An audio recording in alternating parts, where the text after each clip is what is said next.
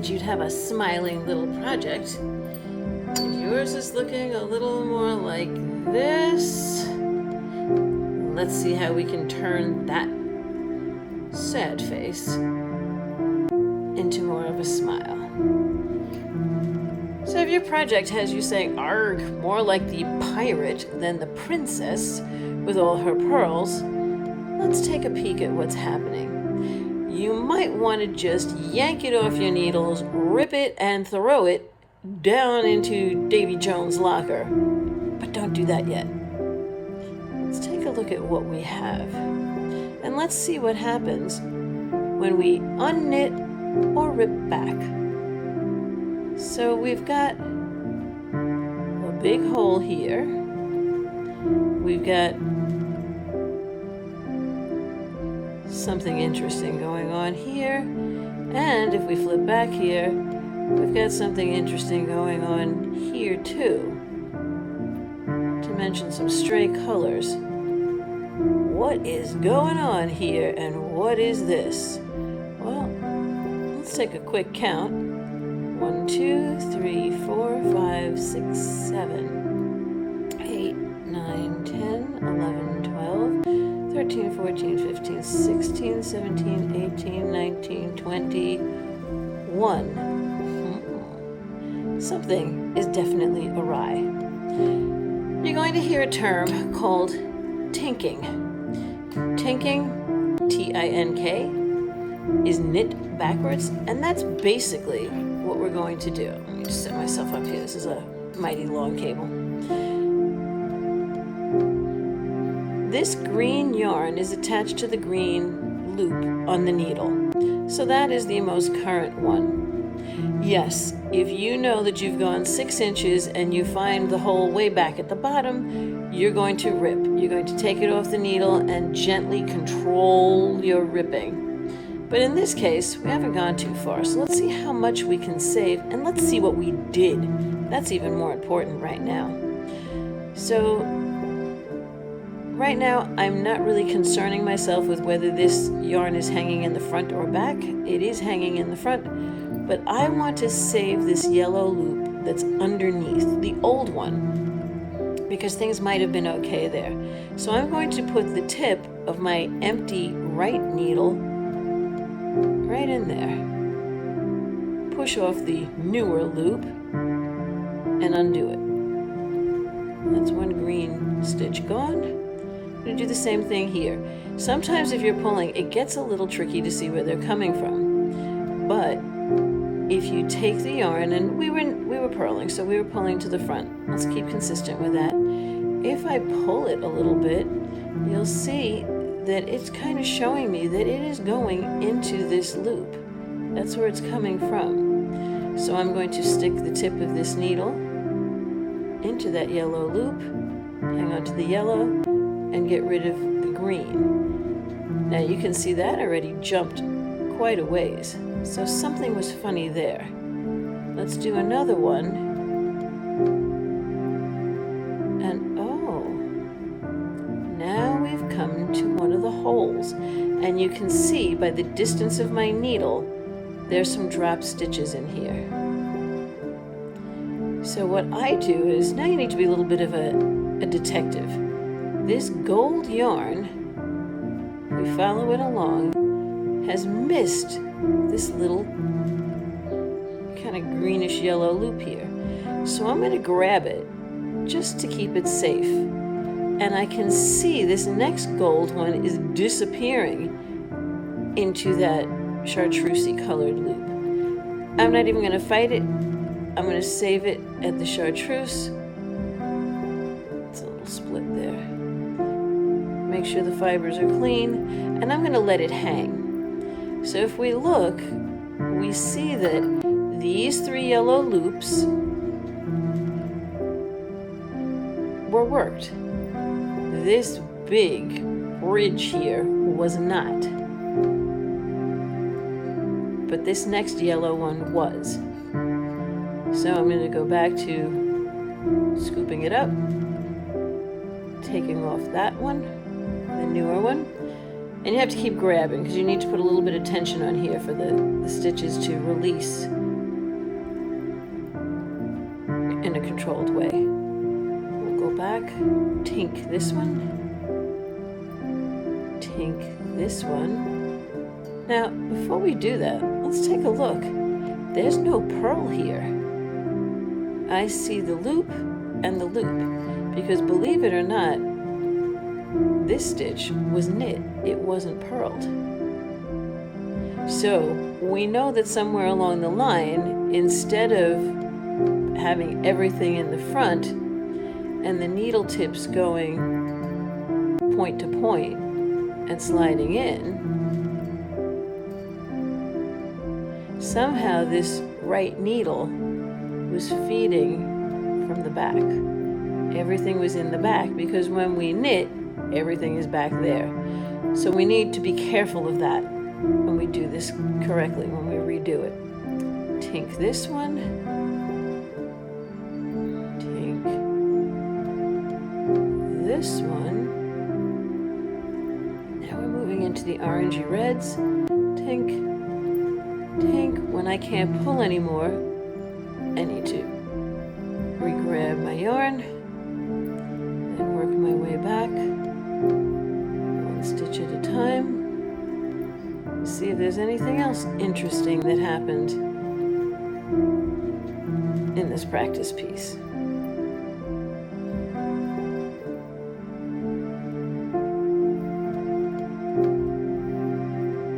This looks like it was pretty good, but we know there's some other oddities coming.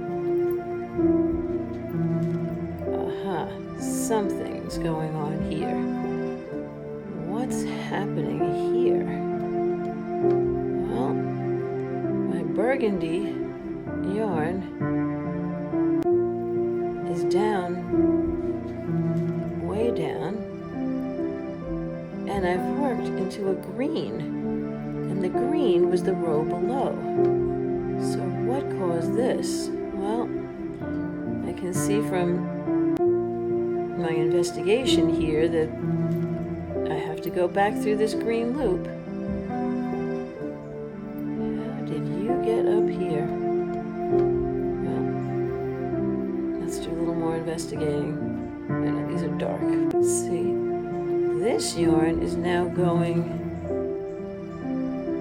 under something that isn't even a loop. And that's telling me I know what happened here.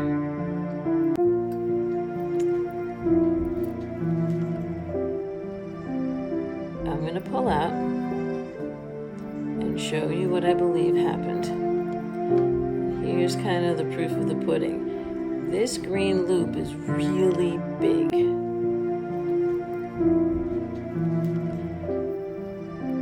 So when I'm going to put it back on this needle, flip them, because it was never worked. I have a feeling, because it was so big when it was worked, and we flipped the needle, this piece came over. And sometimes it does, like that. If the yarn isn't in front, if it's in back, and you pull it around underneath, what you appear to see on the needle are two green loops.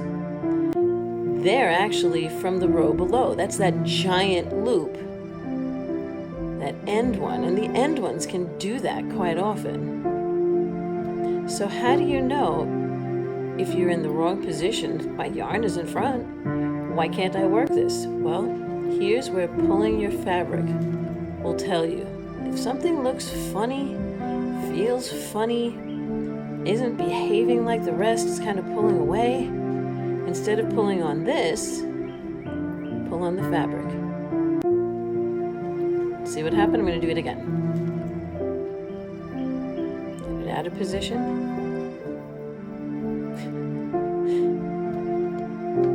If I pull on the fabric,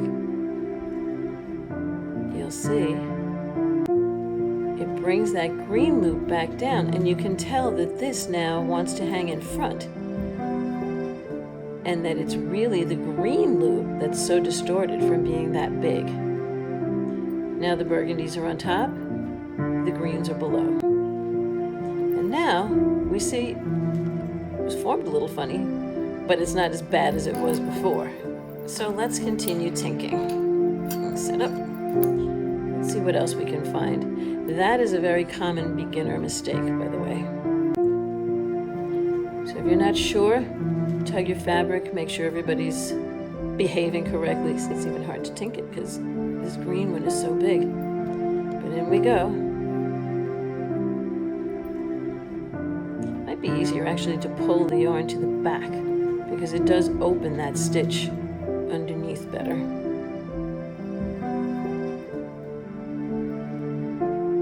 So far so good. So far so good. Let's continue tinking. We know there's something very strange here. Another very beginner mistake. And you will make them. Anytime you're beginning something, even if it's a new stitch and you've been knitting for a long time. Now, the purl bumps are back. That's telling me we didn't have them a little while ago. Those stitches were put on backwards. Those stitches were worked back here. Or you were coming parallel rather than point to point. This is all knit if you're going in this way. We need to stay on the purl side. See which way. I like tinking with the yarn in the back. And it's good practice for what's coming up.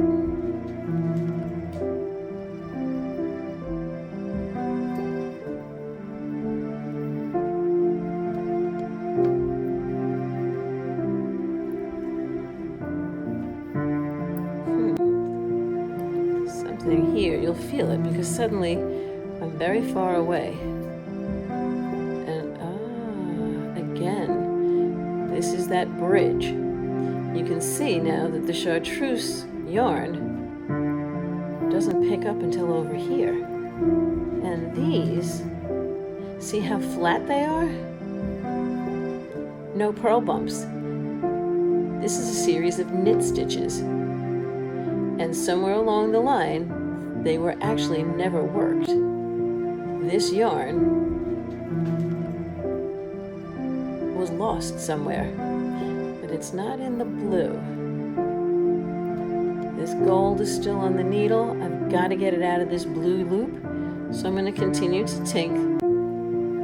You can now see the real difference between knit and purl.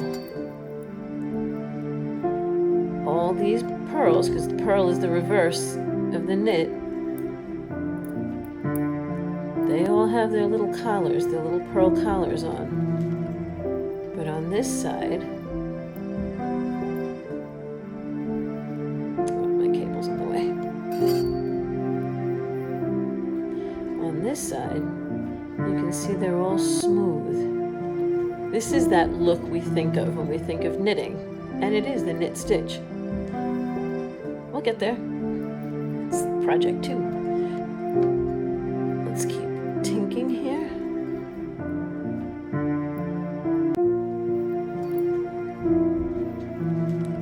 And now you see, here's this bright chartreuse yarn being worked again. So there's still something funny in here. We've got to fix this bridge.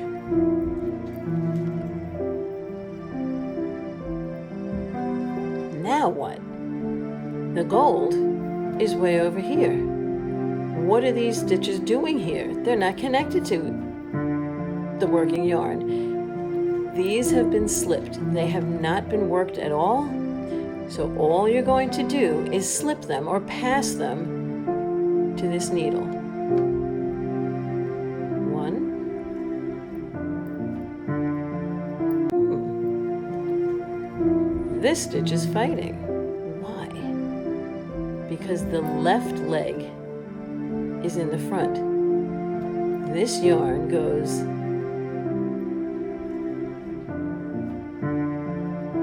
the wrong way. It's not going counterclockwise.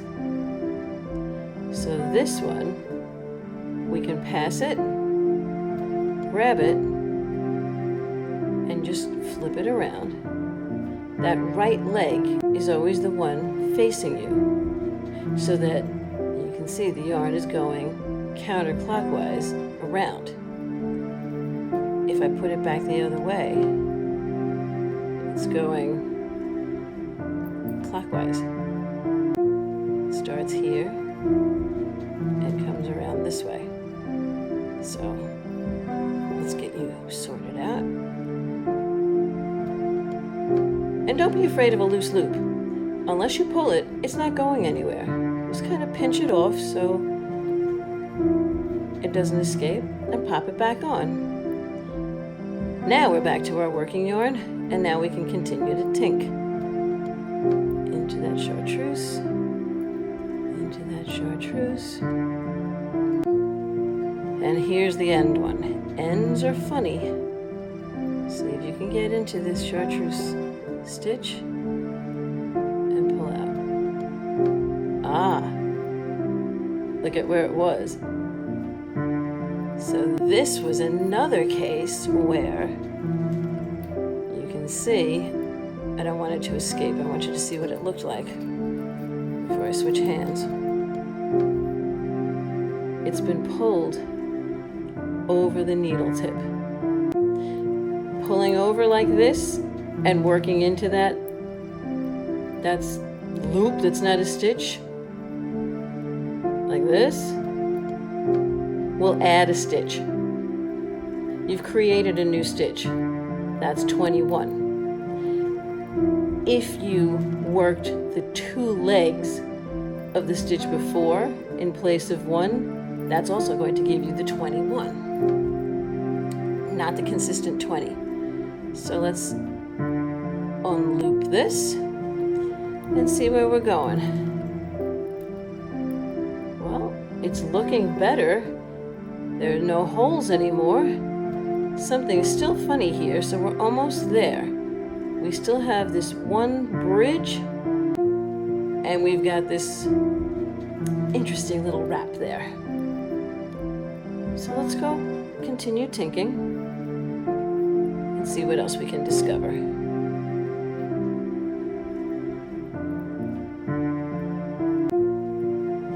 Yeah, trying to get into that first loop. There we go.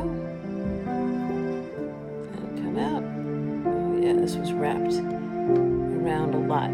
So now you can see the potential for something like this. Because if I were to work this yarn, and I will,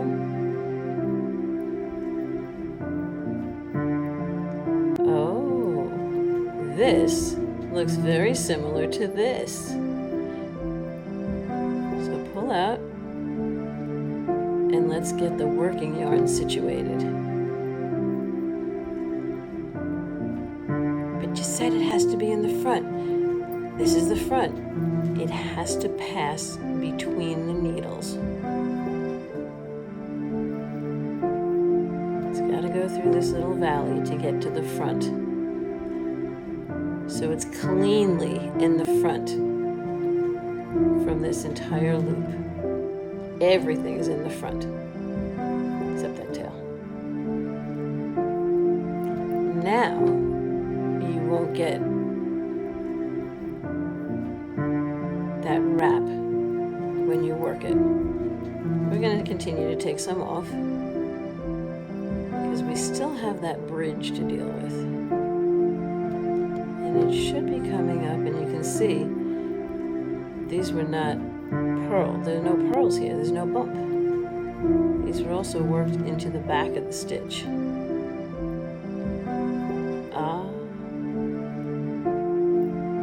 No more bridge. This should look a little familiar. These blue stitches, which now are starting to match the ones on my needle, were not worked.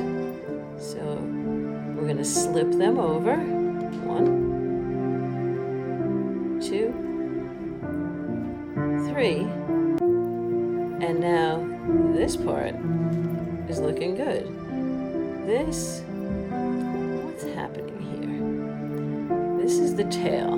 This tail has gotten caught and it looks like it was worked into a stitch. But it's down below where we are right now. So we're not going to fuss with that yet. We'll figure that one out. Okay, let's keep going. Down to the blue, down to the blue, down to the blue. Oh, and here's the wrap. And you can see it. This yarn was pulled to the front from underneath. Come on, tail. It didn't go through this little triangular valley between the tips of the needles. It cheated. It came around from underneath. And that's probably why some of these stitches were not worked. Because it's coming out of here. So let's get there.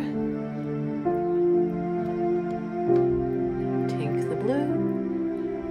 Tink the blue. Tink this deep teal. And now, here we are again. Bring your yarn back through the valley.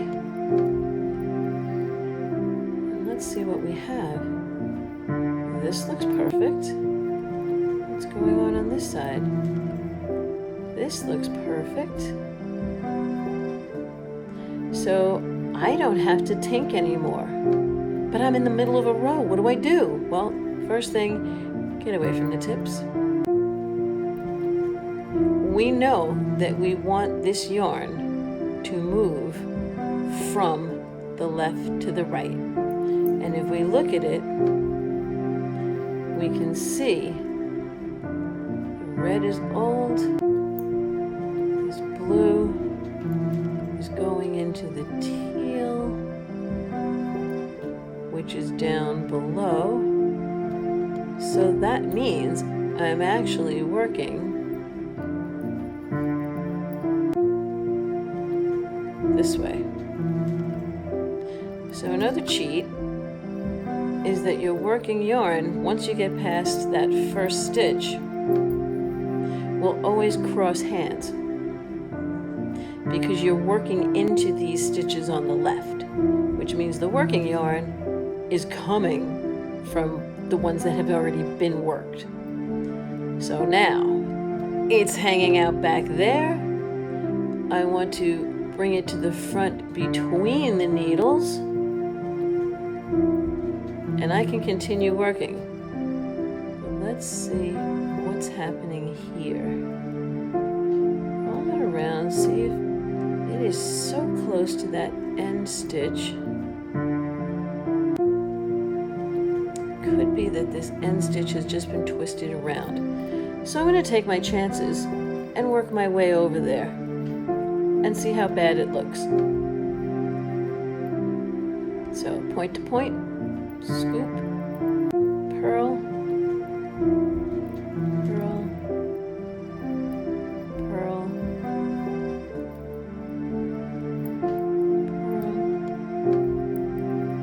purl, purl. A bit of a tangle from not rewinding my yarn. If you've tinked a bit of fabric like we have, you should really try to wind the loose, tangly piece, mine's pretty long, back around your skein, even if you're just going over the top of it, over the yarn band, just so that it doesn't snag and create, it's amazing, the knots it'll create on its own. Loose yarn becomes the inspiration for a macrame sometimes. Almost there.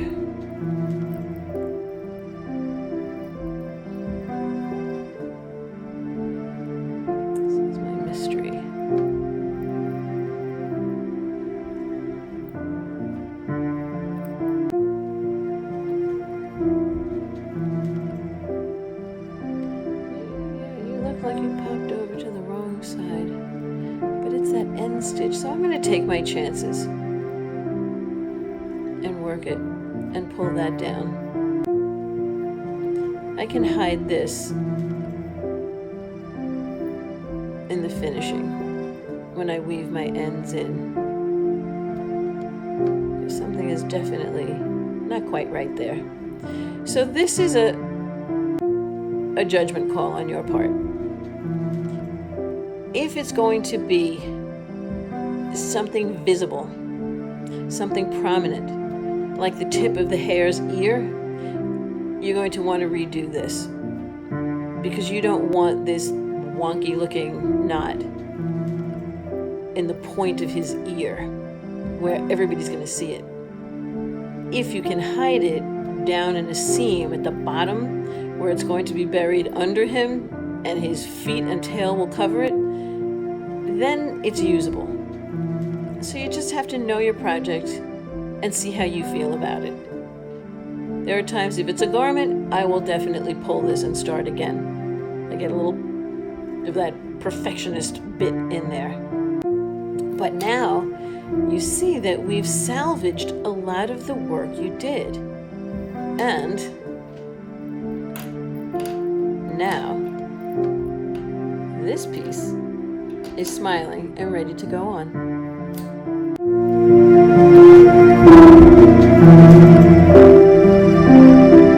And sometimes you just need to take a closer look to discover what the mystery was all about.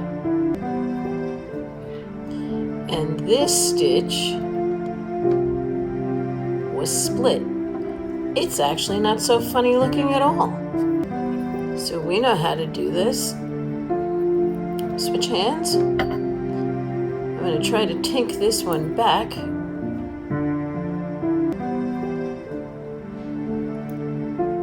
And when I do that, you'll see that I only caught part of this purple stitch. See that funny loop sticking out? If I pull out, see it? If I make this yarn whole again and put in that final, oh, don't grab the tail. That's a whole nother issue. I grab my working yarn, pull that tail out of the way,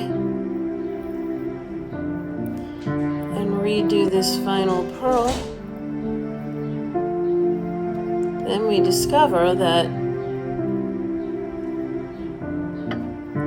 the tail is behaving. Yes, this first purple loop is a little large, and it always will be.